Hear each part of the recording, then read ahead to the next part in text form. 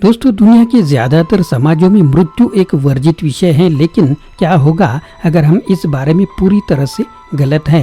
क्या होगा अगर मृत्यु वह आपदा न हो जिसे हम जीवन का एक अनिवार्य पहलू मानते हैं, जो आध्यात्मिक रूप से उत्थान की संभावना से भरपूर है। सद्गुरु अपने आंतरिक अनुभव पर विस्तार से बात करते हैं और मृत्यु के उन गहन पहलुओं पर प्रकाश डालते हैं जिनके बारे में बहुत कम बात की जाती है। व्यवहारिक दृष्टिकोण से वे विस्तार से बताते हैं कि मृत्यु के लिए व्यक्ति क्या तैयारी कर सकते हैं, मरने वाले व्यक्ति की हम किस तरह से मदद कर सकते हैं और मृत्यु के बाद भी हम उसकी यात्रा में कैसे सहयोग कर सकते हैं। पुस्तक के हर पन्ने पन्ने को पढ़ने के बाद मैं इस अद्भुत पुस्तक से 28 बेहतरीन सबक सूचीबद्ध करता हूं और आपको बताता हूं। ये वे उदाहरण हैं जो मेरे साथ बने रहे। मुझे पता है कि मुझे इस सीख का दिन प्रतिदिन अभ्यास करते रहना होगा। ये सीख शब्दों में इस तरह से लिखी और जोड़ी गई है कि हम में से ज़्यादातर लोगों के लिए इसे समझना और आत्मसात करना आसान हो जाए। यदि आप अन्य सर्वकालिक सर्वाधिक बिकने वाली पुस्तकों से ऐसी सीख के बारे में जानना चाहते हैं तो दोस्तों इस चैनल को सब्सक्राइब करना ना भूलें। फिलहाल यदि आप मृत्यु के बारे में डिटेल में जानना चाहते हैं और यह कि मैंने इससे क्या सीखा तो यह वीडियो अंत तक जरूर देखें। मृत्यु अज्ञानता का निर्माण है, क्योंकि यदि आप जागरूक हैं तो यह जीवन और केवल जीवन है। अस्तित्व के एक रूप से दूसरे रूप में जाना मृत्यु कोई त्रासदी नहीं है। लोगों का अपना पूरा जीवन बिना जीवन का अनुभव किए बिताना त्रासदी है। अगर आप मृत्यु से डरते हैं तो आप जीने में असफल हो जाएंगे और फिर भी मृत्यु से बच नहीं पाएंगे। अगर आप अपने मन और स्वास्थ्य पर नियंत्रण रख पाते हैं तो जीवन आनंदमय है। मृत्यु करुणा है, क्योंकि यह आपको राहत देती है। जीवन को जारी रखने के लिए एक निश्चित मात्रा में तनाव की आवश्यकता होती है। मृत्यु सर्वोच्च विश्राम है। अगर मृत्यु आपके पास सही समय पर नहीं आती है तो आपका जीवन दुखी होगा। आप मृत्यु के लिए तरसेंगे। सांस लेना जीवन है, सांस छोड़ना मृत्यु के समान है। सांस छोड़ना सबसे अधिक आराम देने वाला है। सांस लेना एक इष्टतम तनाव पैदा करता है। जीवन में किसी भी चीज़ से बचने की कोशिश मत करो, जीवन को अपने साथ घटित होने दो। क्या हम यहाँ जीवन का अनुभव करने आए हैं या जीवन से बचने के लिए? जिस क्षण हम जीवन से बचने की कोशिश करते हैं मृत्यु करीब आने लगती है, क्योंकि यही हम मांग रहे हैं। कुल 114 चक्र हैं, 112 शरीर के अंदर और 2 शरीर के बाहर। उन 112 अंदर को 7 समूहों में वर्गीकृत किया गया है। चक्रों की सक्रियता का स्तर जीवन की गुणवत्ता को काफ़ी हद तक निर्धारित करता है। उसी तरह मृत्यु की गुणवत्ता न केवल इस बात से निर्धारित होती है कि प्राण शरीर से कैसे बाहर निकलते हैं, बल्कि इस बात से भी निर्धारित होती है कि वे किस चक्र से बाहर निकले हैं। खुद को नियमित रूप से शुद्ध करने के तरीकों में से एक है बहते पानी जैसे नदी में नहाना। अगर नदी नहीं तो अपने घर में भी हर रोज नहाते से आप बहुत फायदा होता है। इससे नकारात्मकता दूर होकर आप बेहतर महसूस करते हैं। आत्महत्या करने वाले अमीर लोगों की संख्या गरीबों से ज़्यादा है। एक गरीब व्यक्ति बेहतर जीवन की उम्मीद में जीता है। अमीरों के लिए निराशा है, और निराशा इसलिए पैदा होती है क्योंकि हमने जीवन और उसके विभिन्न पहलुओं को संभालना नहीं सीखा है। अगर जीवन आपको पर्याप्त समझ में नहीं आ रहा है तो यह स्पष्ट है कि आपके पास पर्याप्त समझ नहीं है। कोई भी चीज़ आपको अपना जीवन लेने का अधिकार नहीं देती, क्योंकि आप एक नया जीवन बनाने में सक्षम नहीं हैं। कोई भी चीज़ आपको अपना जीवन लेने का इसलिए अधिकार नहीं देती। दुख और खुशी दोनों ही संक्रामक है। आपको यह तय करना होगा कि आप दुनिया को किस चीज़ से संक्रमित करना चाहते हैं। आपके लिए समय सांसों की संख्या से मापा जाता है, न कि घड़ी या कैलेंडर वर्षों की संख्या से। अगर हम अपनी चयापचय को धीमा कर दें और कम बार सांस लें तो हम कैलेंडर वर्षों के अनुसार लंबे समय तक जीवित रहेंगे। यह एक गलत धारणा है कि दुखी लोग मरना चाहते हैं।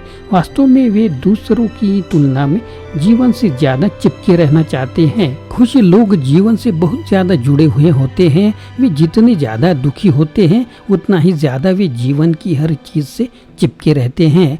जब हमें लंबी यात्रा पर जाना होता है तो हम हमेशा खुद को अच्छी तरह से तैयार करते हैं। मृत्यु के बाद की यात्रा काफ़ी लंबी होती है, खासकर अगर हम इसकी तुलना अपने जीवन काल से करें। इसलिए मरने के लिए अच्छी तरह से तैयारी करना बहुत ज़रूरी है। इसलिए आदर्श रूप से हमें यह जानना चाहिए कि कैसे आनंदपूर्वक जीना है और फिर इस शरीर को सर्वोत्तम संभव तरीके से छोड़ना है बिना किसी डर के।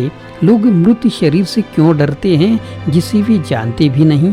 जीवित शरीर खतरनाक हो सकते हैं लेकिन मृत शरीर बिल्कुल सुरक्षित है। मृत्यु का डर इसलिए है क्योंकि हम मृत्यु नामक वास्तविकता को अनदेखा कर रहे हैं। हम शरीर से इतना जुड़ जाते हैं और इसके बारे में बात करते हैं जैसे कि हम इसके साथ आए हैं। ऐसा नहीं है, हमने इसे माँ के गर्भ से ही इकट्ठा किया है और स्वाभाविक रूप से हम इसे खो देंगे। यह मेरा शरीर हो सकता है लेकिन यह मैं नहीं हूँ।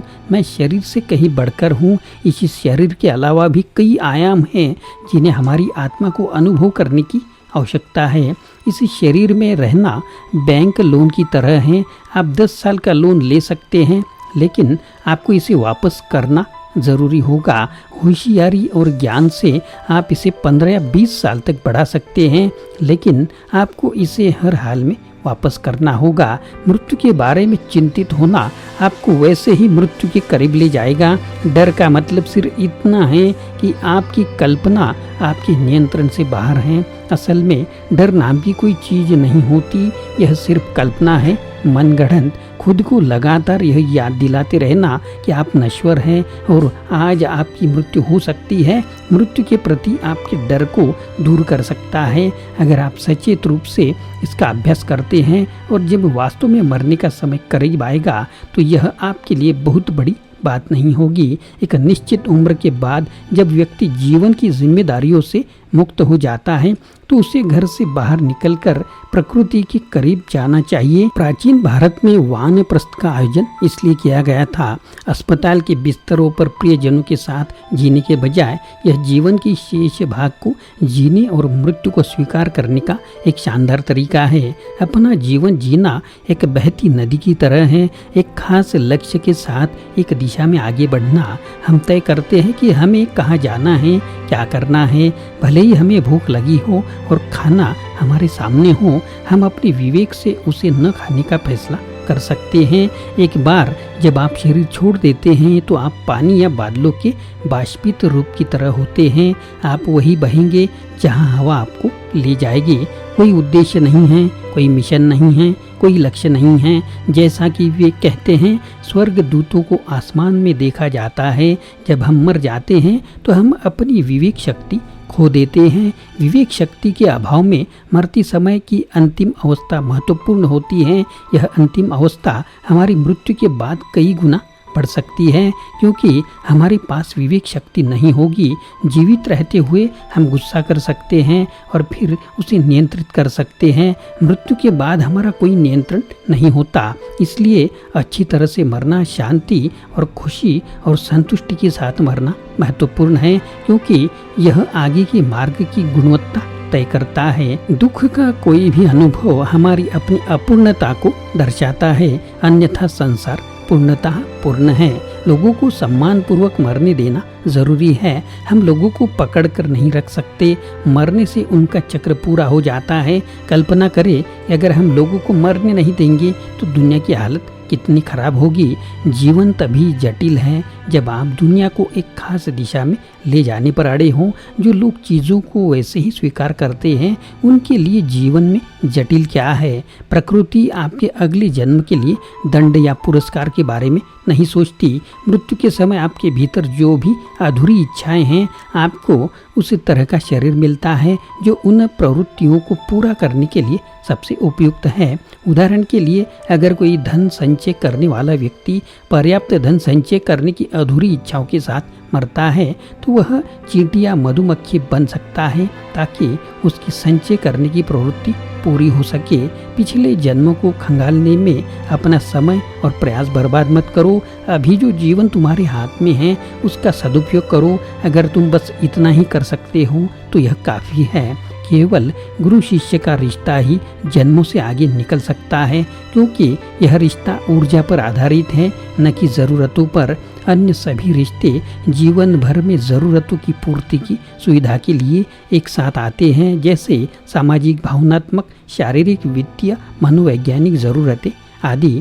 दोस्तों, आशा है कि यह 28 कुशल पाठ आपकी विचार प्रक्रिया को कुछ हद तक आकार देने में मदद करेंगे और आपको अपने जीवन और मृत्यु को बेहतर ढंग से प्रबंधित करने में सहायता करेंगे। दोस्तों, यह कड़वा है लेकिन जो है सच है, जो आपके सामने पेश किया है इस बुक समरी के माध्यम से। दोस्तों, अगर आप चैनल पर नए हैं तो चैनल को सब्सक्राइब करना ना भूलें और वीडियो के बारे में कमेंट बॉक्स में लिखना ना भूलें।